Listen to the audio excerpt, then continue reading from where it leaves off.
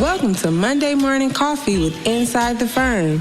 Each week, our hosts will be interviewing local, regional, and national business leaders to give you an inside peek into how they lead their business to success in the ever-competitive business climate. Welcome to another edition of Inside the Firm. I'm your host, Alex Gore. I'm here with Christian Giordano. Say it for us. Giordano. Giordano. I don't know why I'm having so much troubles with that. But anyways, Christian, we'll stick with, is a driven architect with 25 plus years of experience. He is reimagining the building industry with a progressive approach as president and co-owner of Mancini Duffy, a national design firm with 100 plus year history and a tech-forward approach. He's launched the Toolbelt, which is a software suite that allows users to explore and manipulate 3D models collaboratively to make decisions together. And he is a host of the Anti-Architect podcast, where he shares his futuristic approach to design and architecture. Welcome to Inside the Firm. Thanks, Alex, for having me. So before we dive deep into it, you know your CFO, Bola. I interviewed her a couple of weeks ago. For people listening, she'll be on the 23rd of April. What a great conversation I had with her. How you captured her and kept her is amazing. So just for people to look forward to, that's coming out. And now we get to talk with you. So what was your experience before Mancini? So yeah, my experience before Mancini as far as work goes is I worked at a firm called Swanky Hayden Connell Architects. And it was a large firm in Soho, New York. And it's really, I worked there for about 5 years. I kind of got some good mentoring experience, met a lot of people there that I still am in contact with. And as a matter of fact, actually work still with now, many years later. And it was a very social firm, let me put it to you that way. Everyone, there was a lot of, we called it the young class that came in, and everyone got to know one another really well. As a matter of fact, I met my wife there. And a lot of people actually met their spouses there. There was probably 8 to 10 of us that ultimately got married and are still married to this day. So a very social, kind of influential firm for me.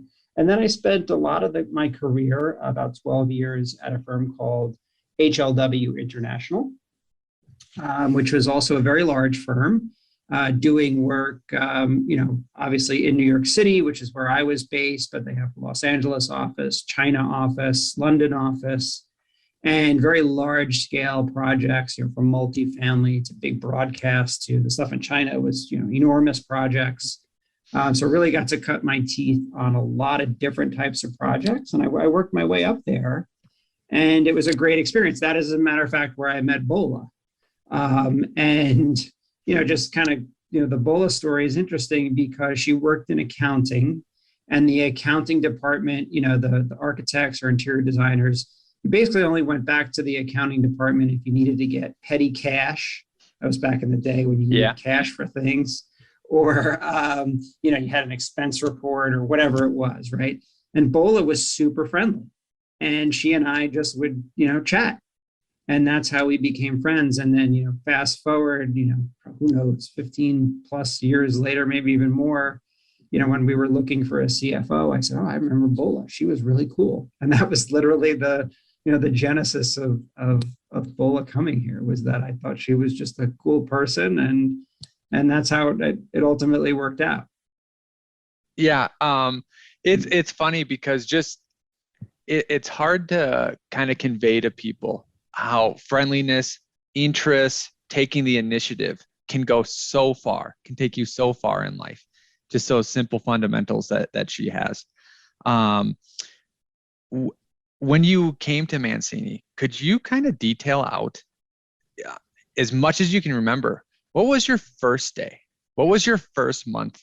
And what was your first year like? That's a good question. So, my first day, if I were to think back to that moment, I have a clear picture of my head, sort of physically, what it was like. when you work for a long time at a company and you leave that company, especially when I left HLW, I mean, I left in good terms with them. I still have, lots of very good friends that work there. As a matter of fact, I saw one of them last week. We hung out for a while. I have great respect for that firm and for many of the people there. And, so, leaving there was a tough decision. I really had no, it's not like I was unhappy, but I knew that there was the opportunity at Mancini to really kind of go all in and ultimately, or hopefully one day, own the firm. So I came over, here to Mancini, and that first day, I remember thinking, well, okay, this job right now seems pretty easy because I have a clean inbox, which is very rare, right? There were no emails that I had to respond to, that I was late responding to, which is, typically my day. And I had to start, kind of understanding, learning who all the people were, understanding the players, and bringing in work. I mean, that was really one of my major things, was to take my relationships and the types of work that I had done, which was tech companies and broadcasts and architecture projects, and bring them over to Mancini. So, that first day was kind of getting to know people. And then I'd say that first week and that first month were really getting to know people, was honestly going out to lunch with people, going out to dinner, grabbing people for a drink, trying to really understand and take stock as to who is doing what, who might, in the future be, a future leader, who has experience in certain types of projects, or who has who's excited about maybe a potential new kind of project that I could bring, or who's disgruntled with the work that they've been working on for the last couple of years and knows they can do so much more. So, that first month of feeling all of that out and trying to understand that culture was pretty critical into really kind of beginning to shape the firm. I didn't really know that I'd be, owning it so soon after that, but that was really the beginning of it. Then, I would say the first year was a lot of ups and downs. There was a lot of, we had some big wins, we had some small wins, so kind of celebrating those things. The firm was in major transition because they had purchased another company called TSC Design, and that didn't really go all that well as far as the merger. And so there were unhappy people. I was bringing in new people. But to their credit, to my prior ownership, Tony Sharippa and Dina Frank, they let me kind of roll with it. They Tony would give advice, Dina would give advice, but they didn't push an agenda. They knew that, okay, this is the direction the firm needs to go in. It needs a new, fresh life, fresh direction. So let's give this guy a shot, and they did, to their credit. But there was, as I said, there were lots of ups and downs because people were leaving, they were unhappy, the reputation was a little tarnished. Maybe there were projects that we didn't win. From the financial side of things, it was a little rocky, right? And then I had no financial experience whatsoever in terms of running a firm, so I had to begin to learn that quickly. But it very soon turned around after that, and and then it's kind of set us up to where we are today.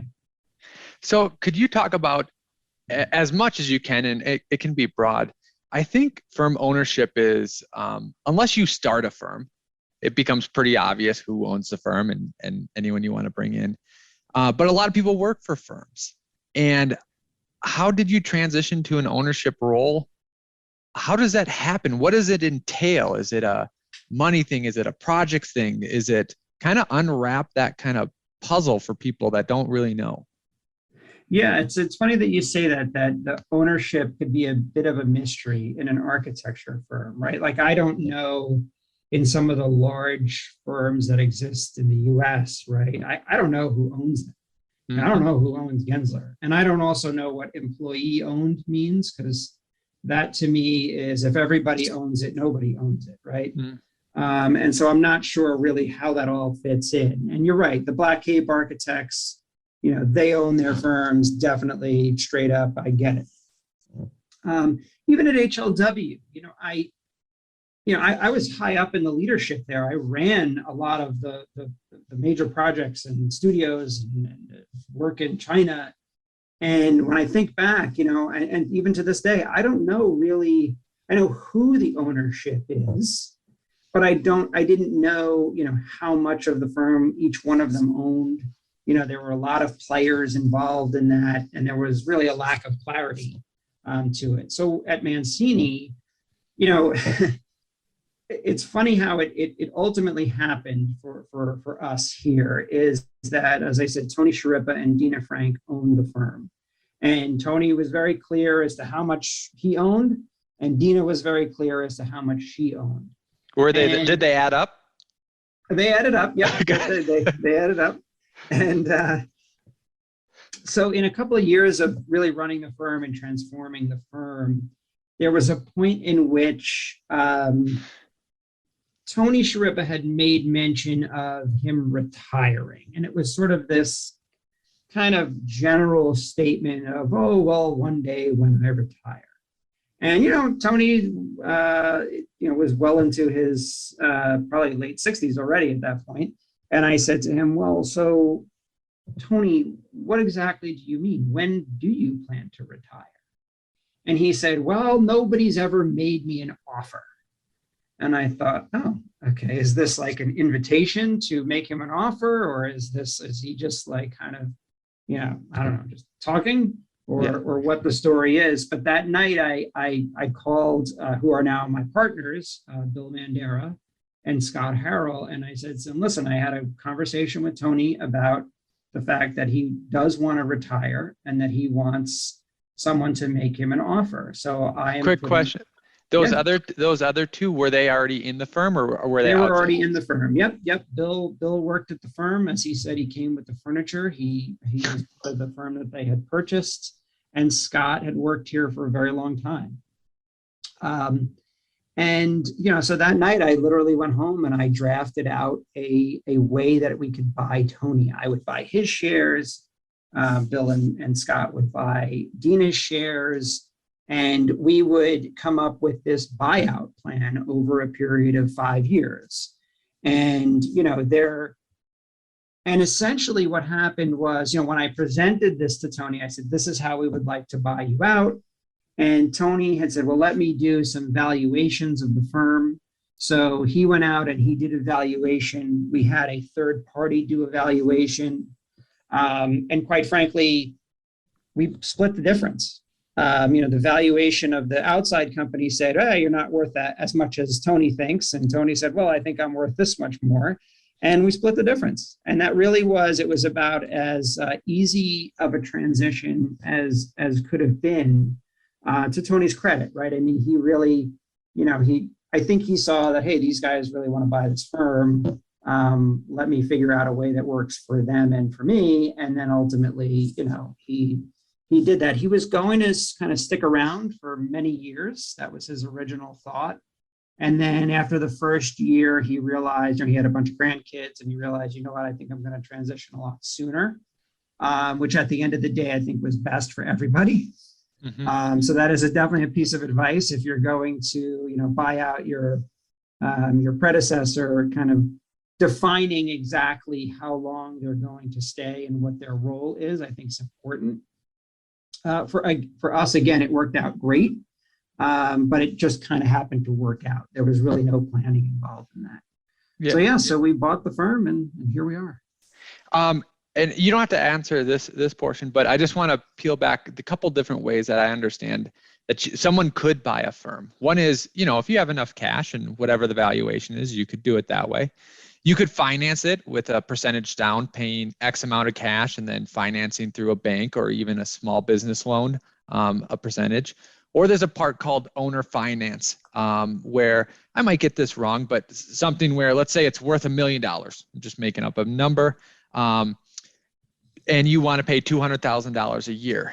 The new group, through what that firm produces now that they own it, can, that would have maybe been bonuses to you gets paid to the owner, and then after the 5 years, then the firm transitioned.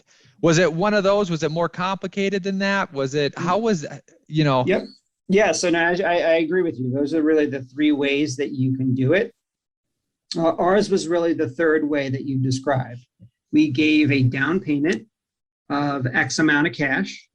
And then we said, what we're going to do is we're going to pay you out over the next 5 years. Now, the difference is for us is that we used our own money for that 5-year period. So we didn't use firm money. And there was a very particular reason for that is the firm had debt prior because of the many ownership transitions that had occurred years and years before when Ralph Mancini himself had retired and sold the firm to a series of other partners.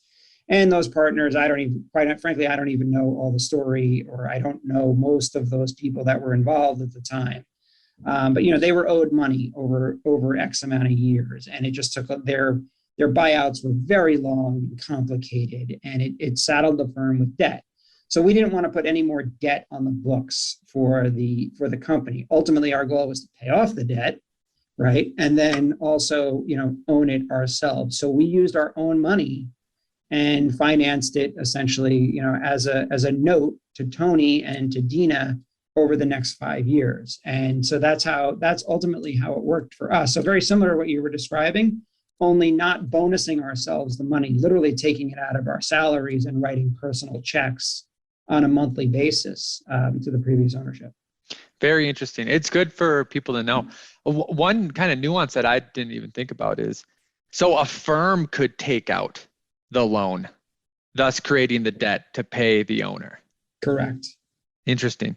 As long as we're kind of on this topic, semi-different, you talked before about acquiring, I believe it was TSC, but now I saw news, maybe recently you acquired another company? Yeah. So, yep. TSC was before my time. That was probably, I want to say like 2010, 2011.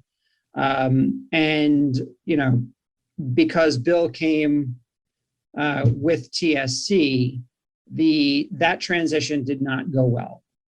From Bill's point of view, for sure, as being the one that was acquired. And I think for many of the people that were at this firm, they just, for whatever reason, I think they came in very heavy-handed and they said, we're Mancini Duffy, we're the big guy on the block, and you're going to do it our way, and blah, blah, blah, right? And it created kind of a, us and them kind of mentality. So now we actually made our first acquisition, us as the owners of Mancini now. So we acquired a firm called Gertler and Wente, Jeff Gertler and Larry Wente. So they're an architecture firm here in New York City. They do primarily multifamily residential, healthcare, religious, institutional work, and like every architecture firm in New York City, corporate interiors, because that's a big component of any architecture firm here. And so Jeff was someone I had met years ago, actually through a real estate broker, and Jeff, super sweet, great guy, and we had talked about, well, maybe one day if you want to sell your firm, maybe Mancini would be a good buyer, and here we are now. That transition, or that ownership transition, or that acquisition, just occurred 2 weeks ago, and so this is we moved offices into a brand new office location, and so we have everybody here now under one roof. As a matter of fact, today we're having a big party here, a kind of welcome everybody party into the new office. We were supposed to have it last week, but our office was delayed in construction. And so what's been nice about this transition is we've really tried to make sure that the acquisition of the Gertler and Wente folks, that it really mattered to us that they felt, part of the firm, and that there was no sort of us and them, and all the mistakes that Bill endured in that transition when he was acquired. We're really trying to avoid those as going forward. And it's 20 people or so that we've essentially brought on. So it's kind of nice. There's a new energy here at this, at the firm. We're all in a new office together. We're all trying to figure out the new office together. We've gone from individual desks where everybody had their own desks to now we're doing what we do for a lot of our clients is we're hoteling. So there's no assigned seat. Everybody was issued a brand new, super high powered laptop. Everybody's got, every station has the same docking station, keyboard, mouse, huge monitors, double monitors, cameras, the whole thing. And everybody you go on an app and you select your desk for the day and you sit down and you plug in and you work. And so there's no, and you get a locker where you can put all your personal stuff. So we're transitioning not only from, acquiring them, but we're also transitioning into the new office. The beauty of this is that we're all new to the office. So it's not like the firm that we just acquired is coming in, into our space. It's all new to everybody. And the whole process is new to everybody. The poor IT folks are going crazy because it's a nonstop, questions about how does this work? How does that work? How do I reserve a room? How do I reserve my desk? How come my monitors don't work? Stuff like that. So it's been a fun kind of learning transition and a fun acquisition in that respect. Yeah, there seems like a lot of activity. I can see a bunch of people walking back, in your background. Right? I was going to ask two questions. I think you covered a bunch of the answer for these two questions, but in case I miss anything, I'll put it out there. So, why did you acquire them, and how? Sure. So one of the things that I'm really keen on doing, as well as my partners, is diversifying our practice.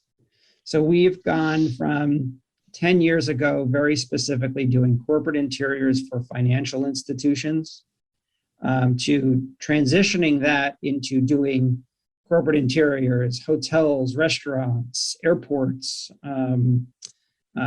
you name it, we now are doing those types of projects. And from pure interiors to, brand new out of the ground buildings, we're doing a tower in Times Square. So we've really tried to, diversify what it is that Mancini does. And thank God, because the pandemic, if we were just doing corporate interiors, I don't know how well we would be honestly doing. Mm-hmm. There are other market sectors that, maybe are less glamorous that we're also doing, which is industrial. We're doing cooking commissaries. Some of it's actually quite interesting and very technical, but it's certainly not glamorous architecture. But again, it's about diversity, right? It's about having a company, an architecture firm that we can do all of these innovative, interesting things and all of this amazing design, but at the same time, try to insulate ourselves from being, pigeonholed into doing one type of market sector. Sort of the more, in our case, the merrier, right? Kind of be able to have sort of recurring revenue in certain circumstances, and then also really go after those super high profile design projects. Mm-hmm. So all in the spirit of diversity. So acquiring a firm like Gertler and Wente, it was about that healthcare and that multifamily and that religious institutions, stuff that we dabble in multifamily.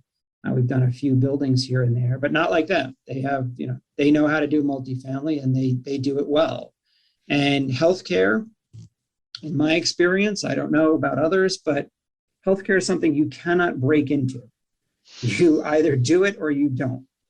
And, there's no kind of, how it is in an architecture firm. If you've done kind of one or two of these things, you can call yourself an expert in something, but healthcare is not that way. You really do need to know what you're doing. You need to know all those, especially if it's an operating room or some sort of, clean lab or whatever that might be. You've got to have the chops to really do that. And the beauty of that is they've got a robust group and a person, Mark, that really knows that sector. And so the idea is now using the Mancini brand and the Mancini scale to really, give some of the other healthcare companies a run. Gotcha. Over your years, what have you learned about culture, a cultural slump, to kind of keep it alive, and indicators that it's going bad or tips to make it go better? Yeah. from my point of view, the culture is always great. And but I'm told, by a lot of my leadership team, when things aren't going as I think they're going, right? Which is important. And I think to have people on your leadership team that kind of basically say, hey, Christian, take your head out of your rear and look around. I know you want to be the Mr. Positive and rosy pictures, but this is going wrong, that's going wrong. We need to fix this, we need to fix that. So to me, in the beginning, culture was about throwing cool parties, going out for drinks, kind of having no dress code. That was actually a big deal for the old Mancini. And it's definitely evolved from that, right? So we still do all those things. We still have no dress code, and we still, go out drinking, and we have parties and all that fun stuff.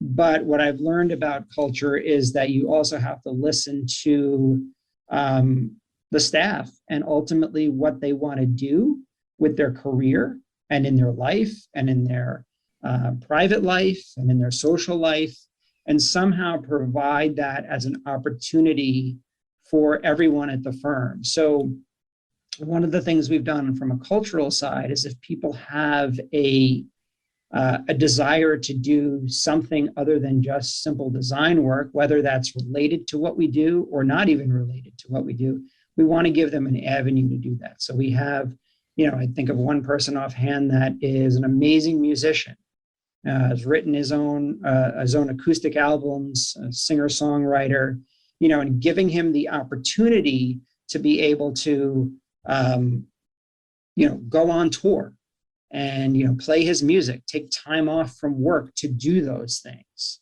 That creates a culture that is way more inviting than a cool party, right? Or if someone has a desire to, go after a certain market sector, hey, listen, we one guy who, we did an airport lounge, and he said afterward, I really like working at the airports. I'd love to try and go after more airport work. And we said, great, here's a budget. Here's how we think we could do it. And he runs an aviation sector now for the company. Or on our technology side, it's, hey, we have all these cool tech ideas. How can we, bring them from 0 to 1? And it's the same kind of thing, saying, okay, well, let's put together a business plan. Let's see who else is interested in this. And as people come to us with these entrepreneurial ideas, it's about supporting them.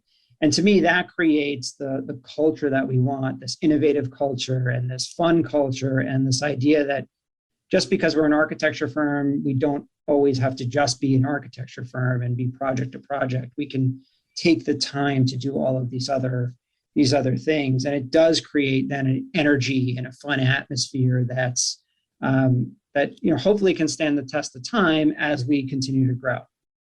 All that reminds me of something we haven't even touched on yet, but it's a big brand kind of for you. Is that what the anti-architect is about? Is it something different? What is the anti-architect? Yeah, I think, listen, the anti-architect's a play on words, obviously, but it's, the idea with the podcast was to have an open discussion with whoever the guest was and create this sort of body of interviews that talks about what do we do well as architects? What do we not do well? Where can we improve? How do we listen? Do we not listen? When we do design, are we doing it for our own sake or for the client's sake? And how through either shared experiences or very specific examples, how can we move this profession forward and kind of out of the same sort of roles it's always been in, which is this design, bid, build scenario, and the architect has a little chunk of that, right? How can we get it back to where the architect really was the ran the projects, or even had a financial investment in the projects, or conceived the projects and then brought it to the developer, where it really kind of held the ball on a lot of things. Our profession has given up all those parts and pieces. How can we begin to take a lot of those back and control it. And then through innovation and technology, what is it that we can do? What are the new things out there? How are people delivering projects better than others or more efficiently or better designed, whatever it might be? So that's the idea. It's really supposed to be a critical look at the architecture industry, but with the effort to improve it, not to just, kind of trash it. That's not the idea. And if anyone listens to it, it's hardly trashing of the profession at all. It's actually a very positive look at, what we do. Now, it seems like a growth mindset of being able to look at things critically and improve on them. So I like it. It's also attention grabber and all that. Yeah. So good job. I want to leave you with any last subject you want to touch on or any last thing you want to point people to. Yeah, so I'd love for you to just check out our website and our social media. ManciniDuffy.com. And our, on that is our technology, which is called the Toolbelt. It's a virtual reality software that really connects Revit directly into our own patent pending custom VR engine. So it's pretty cool. I'd love feedback on it from anyone who checks it out. There's a link to it where you can check out the software itself. And kind of do a demo version of it. The idea is really to figure out, where its useful life is, how can we improve it, really get it to become a robust piece of software. And then who knows what we do with it, whether we sell it to, individual architecture firms or, Autodesk wants to buy it, who knows. But right now, the idea is to develop it further and further, again, to connect, not waste. One of the things that we talk about here in the office is, we waste a lot of time, right? We prepare all these presentations for our clients and they're beautiful and all of these things. But is there a way to, take all that hard work that we're putting in and automate some of it so that at the end of the day, it's not so much production time. We can actually spend time, thinking about design more. Right, or detailing something a little bit more, finding alternate materials rather than, preparing presentations and getting ready for sort of the next steps. If we can automate some of that, which is what the idea of the VR Toolbelt software is, then we can capture back some of that time. And again, going back to culture and going back to, some sort of life's balance, right, a live-work balance. We can find that time in there, or we spend more time designing, whatever that might be. It's all good from there. So check out our website. And definitely check out my podcast, The Anti-Architect. And it's a lot of fun. Will do. Thanks for being on Inside the Firm. Alex, thank you so much for having me. This was great.